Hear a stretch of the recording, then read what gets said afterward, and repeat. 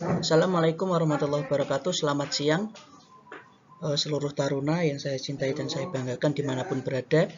Oke, pada pertemuan kali ini saya akan membahas silabus berikutnya, yaitu tentang crank, hydraulic jack, and solenoid valve with roller. Ini solenoid valve yang paling pojok kanan ini ya. With roller, rollernya mana ini rollernya ya? Oke, ini yang akan saya bahasnya solenoid valve-nya. Kalau cuman rollernya aja nanti kurang mengena, jadi yang akan saya bahas yaitu tentang solenoid valve yang berhubungan dengan crank. Oke, baik, kita akan lanjut ke slide berikutnya. Sebelumnya kita harus tahu dulu pengertian tentang crank. Crank itu apa ya? Crank adalah suatu alat pengangkat dan pemindah material yang bekerja dengan prinsip kerja menggunakan tenaga dengan penghubungnya yaitu tali ya. Crank ini digunakan untuk mengangkat semua muatan dengan cara vertikal, digerakkan dengan cara vertikal maupun dengan gerak horizontal ya. Bergerak secara bersamaan juga bisa, dan menurunkan muatan ke tempat yang telah ditentukan dengan mekanisme pergerakan crank secara 2 derajat kebebasan ya. 2 derajat itu batas kelimitan maksudnya ya. Jadi hampir semua kapal itu mempunyai crank. Walaupun bukan crank utama atau crank bongkar muat, tetapi pasti mempunyai crank biasanya untuk crank untuk menaikkan barang ya. Biasanya crank kecil itu ya, crank kecil, crank untuk barang, atau bahkan mungkin beberapa general cargo atau kapal kargo itu mempunyai crank sendiri yang dia bisa bergerak swing ya, bisa bergerak baik itu vertikal ataupun horizontal, ataupun bisa dua-duanya, sambil bergerak sambil dia menggerakkan muatannya naik turun, sambil berputar sambil naik turun, itu bisa dua-duanya ya. Tentunya yang bisa menggerakkan crank ini adalah komponen-komponen yang nanti akan kita bahas ya. Ada roller, ada limit switch ya, ada kemudian yang disebut dengan hook ya, dan lain sebagainya. Nanti akan kita bahas di slide berikutnya ya. Contoh crank yang ada di kapal biasanya crank stasioner ya, yang sering dipakai yaitu dapat berputar ya. Bukan hanya dia dapat naik turun saja ya, tapi dia juga dapat berputar ya, yang biasanya di kapal seperti itu ya.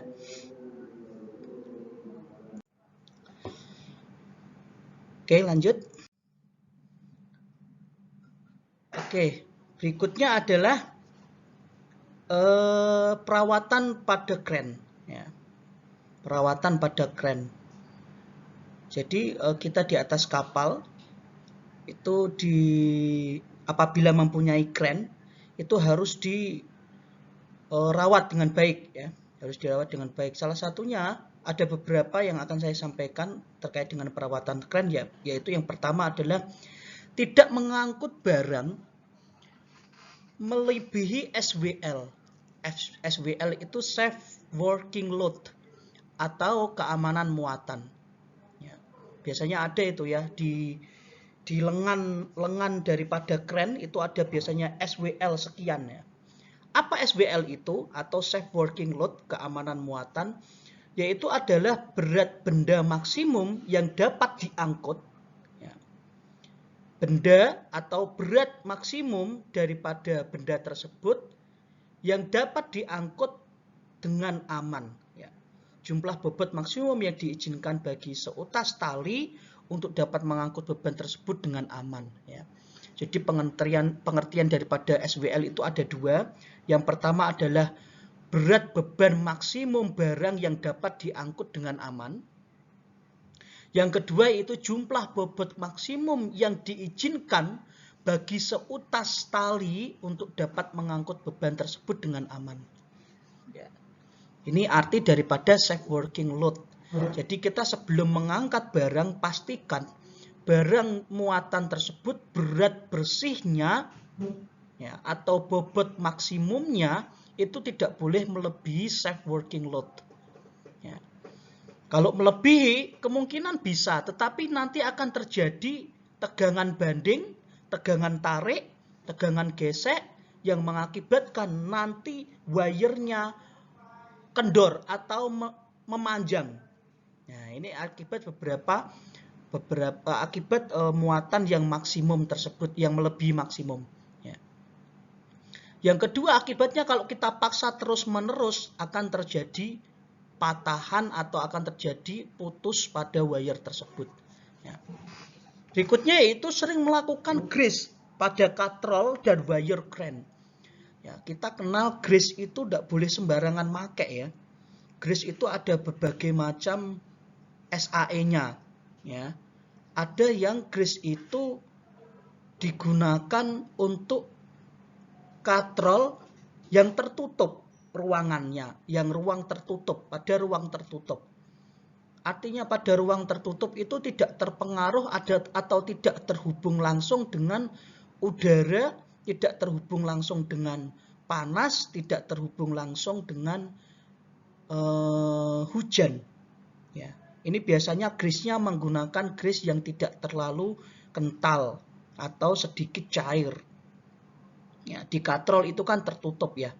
Ya, kalau di katrol itu biasanya kan ada ada bearingnya. Untuk grease bearing atau melumasi bearing itu biasanya menggunakan pompa grease yang terhubung dengan terhubung dengan nipple. Ya, nipple-nya itu nanti akan membantu untuk memasukkan grease ke dalam katrol yang untuk melumasi bearingnya. Ya. Oke. Sekarang adalah wire crank, berarti kalau wire itu berhubungan langsung dengan udara, dengan panas, dan juga dengan hujan. Berarti grease yang digunakan untuk melumasi wire crank untuk yang berhubungan langsung dengan yang tadi saya sampaikan, itu juga berbeda dengan grease yang harus kita gunakan pada katrol. Biasanya untuk wire atau untuk tali crank itu dia lebih kental dan lebih lengket daripada grease yang digunakan untuk katrol atau untuk bearing. Ya. Ya, oke. Berikutnya, kalau kita mau memastikan kapan kita harus grease wire crank, ya, pastikan kalau wire atau grease-nya itu sudah mengeras, itu berarti grease-nya sudah harus diganti. Caranya mengganti bisa langsung dilumuri dengan yang baru atau membersihkan dulu menggunakan lap atau menggunakan macun, atau bahkan saya pernah melihat ada yang dipanasi dulu. Ya. Sehingga meleleh, setelah meleleh grease-nya itu kemudian di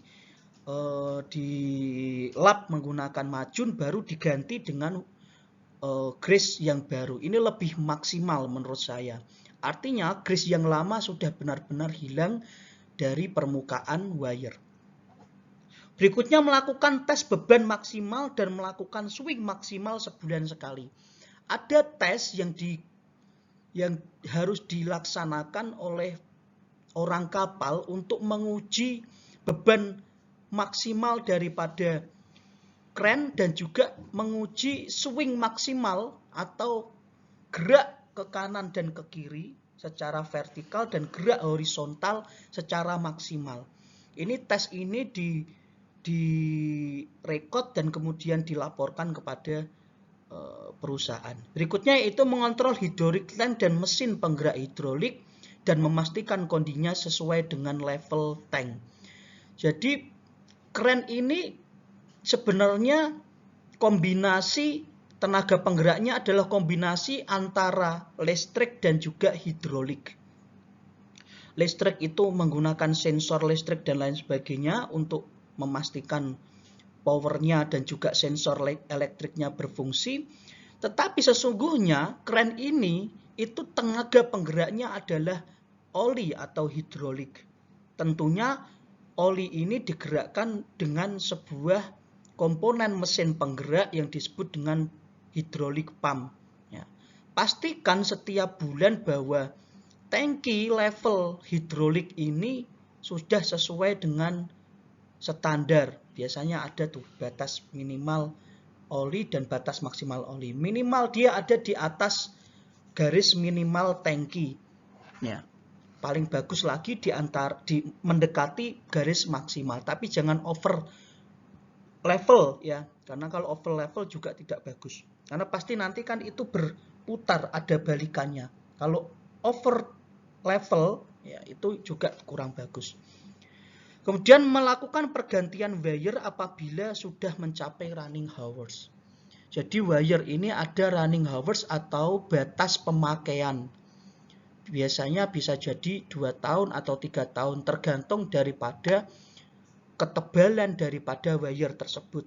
Ya, kalau tebalnya itu sekian senti, itu biasanya penggunaannya setiap hari ataukah tidak atau bagaimana, itu sudah ada pengaturannya sendiri. Ya, mungkin di manual book lebih jelas ya. Jadi seketika sudah mencapai running hours, ya, kren ini harus diganti dengan wire kren yang baru. Oke, gitu saya lanjut. Sekarang kerusakan-kerusakan yang sering terjadi pada wire kren. Ya, tadi saya sudah bilang banyak sekali wire kren ini yang dipaksa untuk mengangkat barang melebihi SWL. Sehingga akibatnya banyak ya. Bisa jadi karena tegangan bending, kemudian tegangan tarik, tegangan geser mengakibatkan wire itu jadi memanjang. Setelah memanjang berarti diameternya yang misalnya harusnya 10 cm itu jadi berkurang menjadi 8 cm karena dia tertarik, terjadi tegangan tarik tadi. Ya. Mungkin bisa jadi nih ya, wire krennya ini putus. Aduh. Oke, tadi ya sudah saya sampaikan itu. Saya lanjut ke berikutnya. Berikutnya adalah limit switch switch level limit atau limit switch control. Switch limit control atau limit switch control ini adalah fungsinya untuk memutus atau menghubungkan pada rangkaian ya. Jadi fungsi daripada switch limit ini atau limit switch ini yaitu memutus atau menghubungkan rangkaian. Limit switch ini kadang dilengkapi dengan roller. Ya, roller ini nanti akan memainkan semua komponen dan arus listrik pada rangkaian tersebut. Ya. Limit switch termasuk ke dalam kategori sensor mekanis. Ya, dia termasuk sensor mekanis. Ya. Aktuator berarti ya. Sensor mekanis merupakan sensor yang akan memberikan reaksi atau perubahan elektrik pada komponen, perubahan mekanik pada kren tersebut. Ya, jadi limit switch ini fungsinya sebenarnya memberikan reaksi atau memberikan sensor sehingga terjadi reaksi. Contoh nih, saya contohkan sebuah lift. Ya. Lift itu sebenarnya digerakkan oleh motor kren. Nah, kalau liftnya itu di kapal, liftnya itu di gedung-gedung, biasanya tenaganya yaitu penggeraknya itu adalah motor kren yang listrik. Nah, kalau di kren di kapal itu penggeraknya tadi saya sudah bilang adalah hidrolik atau oli. Ya. Jadi kalau kita membahas tentang lift itu sebenarnya digerakkan oleh motor kren. Ya. Ini misal saya contohkan ya, ini lantai 1, ini lantai 2 ya. Ini ada limit switch di sini yang dilengkapi oleh rollernya ini ya. Ini limit switchnya atau solenoid liftnya. Ya. Ini juga ada di sini ya. Di lantai 2 ini juga ada untuk emergency ya. Ketika pengguna lift itu masuk ke dalam ruang lift kemudian dia push atau menekan lantai 2, maka secara otomatis ya motor ini akan bergerak mengangkat katrol naik ke atas ke lantai 2. Kemudian di sini ada sebuah sensor juga. Apabila dia naik ke lantai 2 terus menyentuh roller ini, maka secara otomatis ya, ruang lift itu terhenti di lantai 2. Ya. Oke.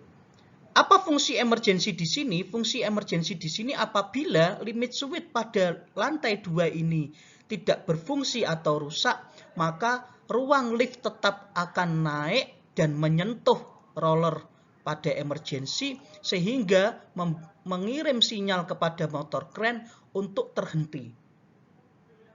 Nah, itu ya, itu fungsi daripada switch limit yang dilengkapi dengan roller. Terus kemudian ada orang masuk lagi dari lantai 2 dan dia mau menggunakan ruang lift ini untuk turun ke lantai 1. Berarti dia mempush button atau menekan tombol lantai 1. Maka secara otomatis ruang lift ini turun ke bawah dan dia menyentuh limit switch pada lantai bawah lantai 1 ini, sehingga limit switch itu kemudian mengirim sinyal atau mengirim sensor untuk mematikan motor crane. Oke, kira-kira itu ya. Sama juga di crane itu, di crane di kapal kita, apabila crane-nya itu otomatis, saya kira sudah otomatis, nggak ada yang engkol lagi ya, crane nggak kuat itu tangannya. Pasti otomatis menggunakan remote ya. Remote-nya batas horizontal dan vertikal itu juga dilengkapi dengan limit yang sudah diatur limitnya ya.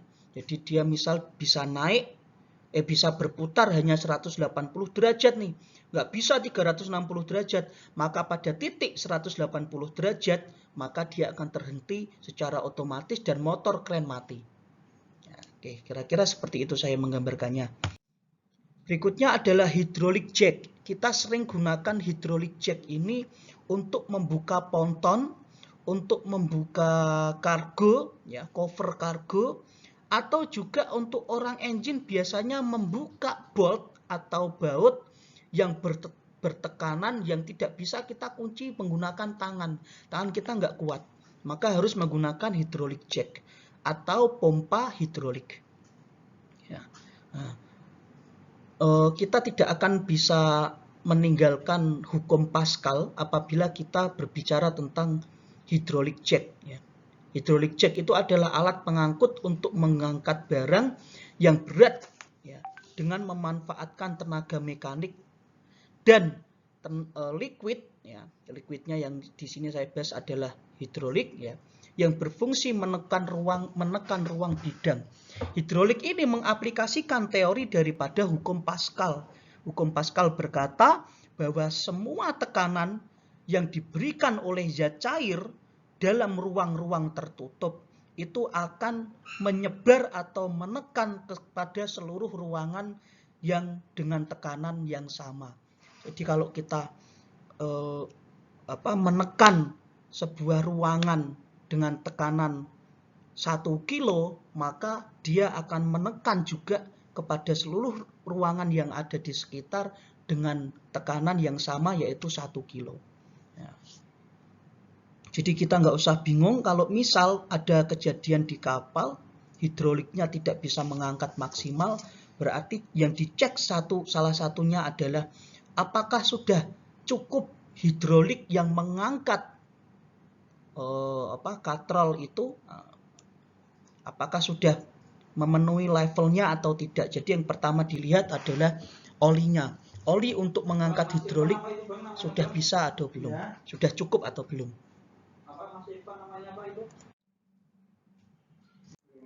Oke, berikutnya saya sampaikan bahwa seorang engineer di atas kapal itu harus bisa membaca piping, entah itu wiring diagram, ya, entah itu piping diagram, ya, itu harus bisa membaca.